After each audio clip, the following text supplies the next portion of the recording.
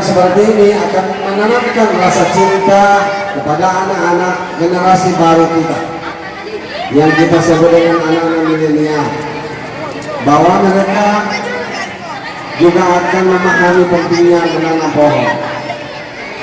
Dan pohon ini tidak mesti, tapi boleh kita tanam di tengah-tengah kota, boleh kita tanam di depan rumah, boleh kita tanam di pekarangan, di pinggir-pinggir jalan, dan di tanah-tanah kosong.